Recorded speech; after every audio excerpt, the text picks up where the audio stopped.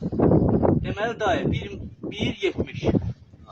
1 metr 70 sm. Adama düşür 85 sm. 85 sm. Başa dönəm. Ortadan böyrü 85 sm. Oradan. Tut oradan bir dənə. 80 baba 5 sm. 85 sm. Ata malı yazılır üstüne. Bir dəqiqə. Metrəni götür şeyi baxırsan.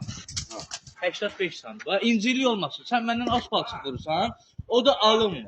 O da alınmır. Mən ağsaqqalam bu qədər vuruyor. Ağsaqqal yox, sən indi palçığı mən işlədirəm. Ortadan bölək qarış. Bundan sonra işimizi işləyək.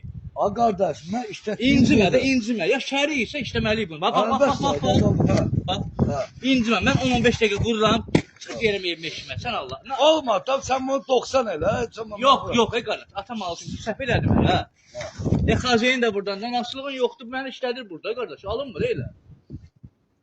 Atam alsın. Sən ay xəzir.